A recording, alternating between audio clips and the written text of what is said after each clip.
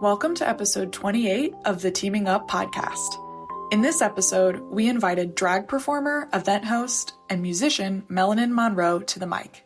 She and Michaela talk about the similarities between drag and PR and dive into reading the room, confidence, and the importance of pride and authenticity. If you haven't yet, make sure you're subscribed to Teaming Up and leave us a review if you like what you're hearing. Now, ladies, take it away.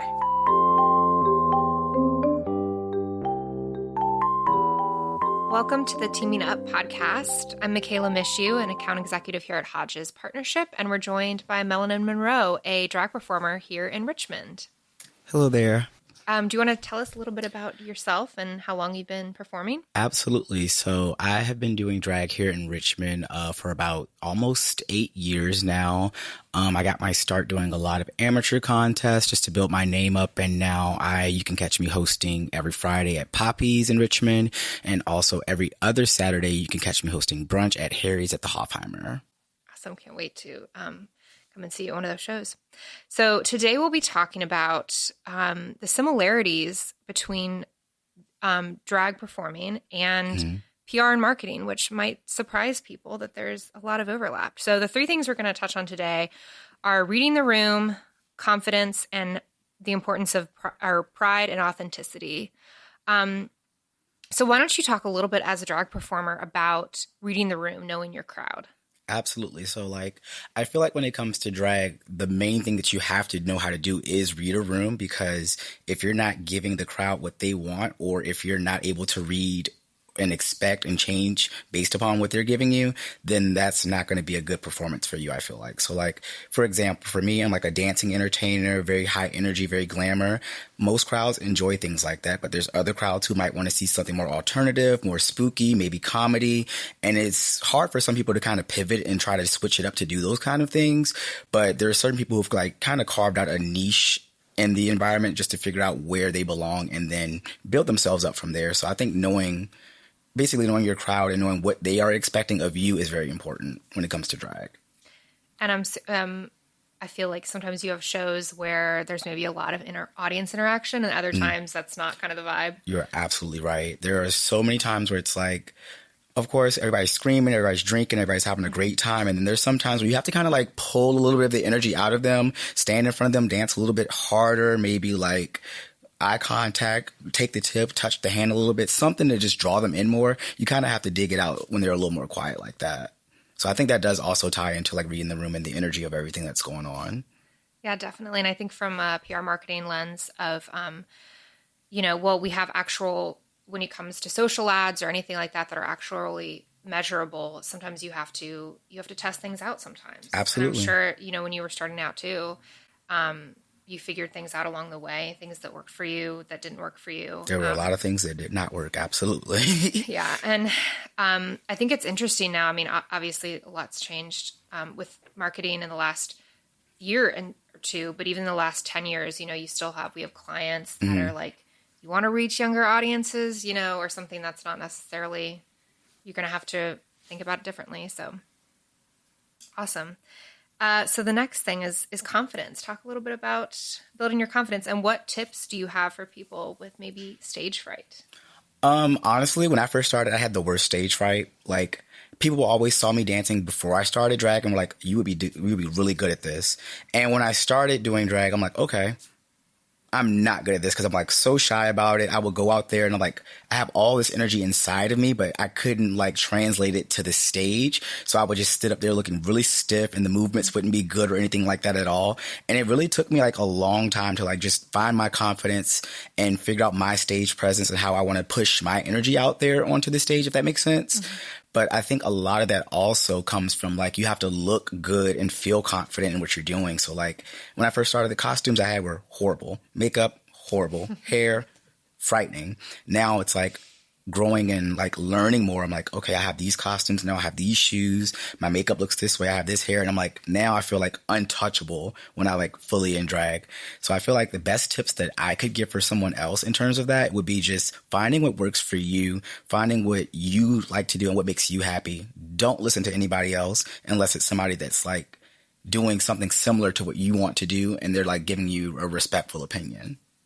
I think just kind of specifically thinking about confidence in an agency setting, because it's what we work with a lot of different clients, and each of us manages in different capacities, different clients. And I think what's important for us is not everyone's going to manage things the same. Absolutely. And, having confidence in yourself to learn what works for you, and also, believing in other people. And I think building trust is a big thing with our clients when they have something like that they want to maybe go one way and we're going to advise them another way. I think building confidence and building trust with our clients. I'm glad you brought that up too, because like even with drag, building trust with like the venues and the people that you work with is also like really important, because it's like if you don't have that, they may just go somewhere else and find somebody else to get the job done. You have to make sure you're on top of yourself for things, make sure the shows are running right, you're on time for stuff like that. So that's building confidence between not even your stage persona and your crowd. It's also between your brand and the people that are trying to book you. Yeah. Well, and what's really interesting about you is even if you have somebody, I don't know if people have that liaison helping them. Like you are your own marketing and PR.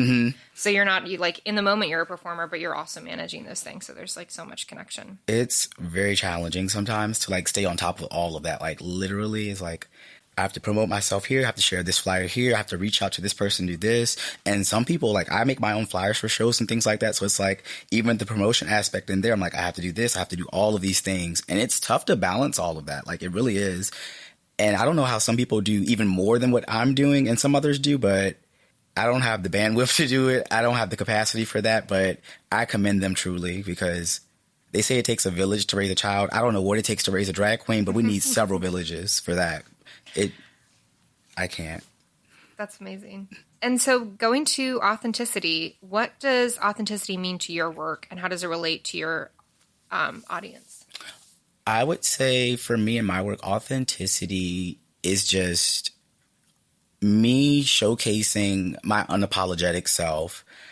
Like for me growing up, I didn't have the chance to express femininity. I didn't have the chance to express certain dancing moves and things and ways that I wanted to show my feelings and things inside of me. So drag kind of opened the door for me to be able to let all of that out. And it's like, for me, when I see Melanin on stage, that's like, it's like a true representation of who I am. You see it in my numbers, you see it in the makeup, you see it in the way I'm treating people on the stage. When I'm hosting, I want to make sure that everybody feels like welcome and drawn in, kind of like a cookout slash family reunion type vibe. That's what I like to foster. That's the authentic Melanin experience right there.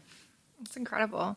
No, I love how I've seen a couple shows here in town and obviously in other areas. And it's just so neat to see each person's style. I mean, it's just really cool how it speaks differently to different audiences. I mean, I think like we just talked about when it comes to marketing and PR, it's authenticity is everything, genuine communication, whether it's a huge brand or just even, local, it's really important to help establish credibility and everything like that with the public. Talking about Pride Month, because this will come out in June. And so you're speaking to the broad marketing, public relations community, advertising.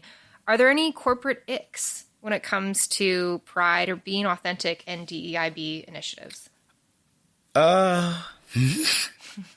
Yes. So for me, I think, and I know most people say this and it's like pretty just regular, but if we're going to be like, not we like me, but like we like corporations, if we're going to be putting the pride flags on our avatars and all of these things and, supporting us for the month of June, why is this support not going year round? Yeah. Why is it that you want to support Pride during June, but then you donate money to like people who are anti-pride or anti-gay or anti-diversity and all those other things? To me, that just defeats the purpose. And that would be my main ick, because it's like, to me, that's just, you just want the money. It's very much rooted in capitalism.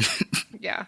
It seems like a lot of companies around Pride Month want to wear the pride flag or as a costume, as opposed to the authentic identity of drag, of the community. Of pride in general, honestly. Yeah, absolutely. I feel like they see the dollar signs, honestly, and that's just what they want to capitalize on. So they pull out the costume of pride from the closet, put it on, get their coins and their dollars, and then they put it right on back, hang it up, don't even wash it. So then when you pull it out again, it smells the same as it did last year with no changes or improvements. It's just the most frightening thing about that for me every time is literally going on social media and just seeing rainbow, rainbow, rainbow, rainbow, rainbow as soon as June the 1st hits. And then it could be 12:01 midnight on July the 1st. And it's just... They've met their quota. Yeah.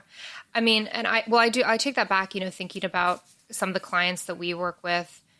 I think, we try to use the calendar to uplift of just like, why tell this story now? Sometimes it is like it's Pride Month, but we should be uplifting LGBTQ families all year round. It shouldn't just be, these people don't just live during Pride Month. Right. They're here all the time, And it's crazy that you say that because like somebody brought up on social media, I was reading the other day, it's like a lot of venues, bars, restaurants and things like that, they don't host any kind of LGBTQ centered events during the year. But when Pride Month comes, it's let's do this event, let's do that event, let's do this and let's do that. Y'all just want the money. Where's this safe space year round? Not even asking for something like every single week or every single day, but that's not being given. It's just not being given year round unless it's like a gay club or a gay friendly venue that like promotes us year round, which there are a lot of those. Shout out to Godfrey's Fallout and things like that. Of course, there's Harry's. I could think of so many. I'm not trying to leave anything out, but there's like so many different places that support us year round. And it's like there's others that just do it during Pride Month and only Pride Month. And to me, that's not being an authentic ally. That's not being true to what Pride is about. That's just being, I want some money. That's saying, come in between June 1st and 30th for this colorful margarita. And you get a shot and a high five, and we'll send you on your way by July the 1st. Well, and that just goes back to being authentic. I mean, it's, if it's all fake, it's all a front. And it's like fake, right. And like not all corporations give that or like that, but you can always tell when it's not authentic. Yeah. Because it's like as soon as June's over, the first day of July, the rainbows are gone. It's back to the regular routine. Nothing's really, I don't see any more flags going on anywhere. It's just like they put it back in the closet until the next year. Yeah. And speaking of audiences, I think audiences can see through that. And I think that we've seen a lot of, pushback. So I think that's important for brands to not become a meme. They don't want that. So, any other thoughts about getting to know your audience?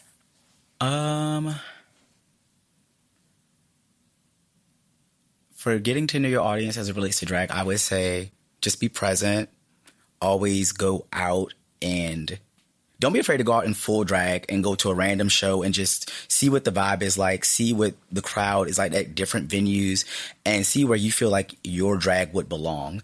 Like, if there's a show about, I don't know, vampires and blood and all that kind of stuff, I'll be staying right on at home. Yeah. Because that's not my audience. That's not my full crowd, unless it's, of course, October. I can be very versatile. But for the most part, I'm dancing, I'm flipping. There's rhinestones and sequins and beauty and all that good stuff. That's my crowd. That's what people that come to see me want to come and see and enjoy. I would say that's the number one thing that people fail to realize. It's like drag is like a job application. You can't work at every single venue unless you're like just super talented, which a lot of people are, but like sometimes I feel like people are coming in new to drag and it's like they expect to be put here, they expect to be put there, they expect to be in all these opportunities and booked and busy as we all say. But it's like, what work have you put in to build your following, your audience? What have you learned to put on the stage that's unique, that's different, that hasn't been seen before? If you're not giving something that's fresh or doing it better than it's been done before, how are you building yourself up? How are you building your crowd up? How do you expect to be booked and busy and get all of these opportunities if you're not putting in the work on the ground level to, foster that? Yeah, definitely. I think that can go, back to brands as well, whether it's local or national. You can't expect a return without making a deposit. Absolutely. I like that. Oh my goodness, wait. I'm going to steal that. What's your advice for somebody who's interested in going to a drag show for the first time? My best advice is to come ready to have a great time. Bring your ones. If you don't like loud sounds, pop a little earbud in. You'll still be able to enjoy the visually stunning entertainers, such as myself. But the number one thing, just come ready to have a great time. Don't be shy. Don't be afraid. Nobody's going to make you uncomfortable at any of the shows that I host. People ask for consent before they touch anybody. If there's any kind of dancing on the bodies going on. We foster an environment of warmth, welcomeness, fun, and happiness. So just be ready to party, honestly. Don't be quiet, ever. Yeah. It's the place for everyone to be themselves and have a good time and be with your friends and appreciate music and dancing. It's a great time. My favorite are the old straight men who come in. It's their first show and they have more fun than their wives do. Yeah, because the usually drag performers kind of tease them a little bit. It's so cute. Oh, for sure. So fun. Yeah. How you doing, sir? Yeah. I don't do too much because I'm like, for me, I'm like, I don't know what your reaction is, Mr. Straight Man, but I'll thank you. I'll take the dollar and I'll give you a little pat. That's all you're getting from me. Maybe a high five. Yeah. Well, thank you so much for joining us today. Oh, absolutely. And it's been a joy to learn more about, the art of drag and also the community and how hard you all work to make a name for yourselves and at your art, because that's what it is. So, and a sport, because it's crazy. Heavy on the sport, especially with the injuries. The girls do take gosh. A couple bumps and bruises here and there. The heels, the dance, the splits. I can't. Well, thanks again. Thank y'all so much for having me. I really appreciate the opportunity.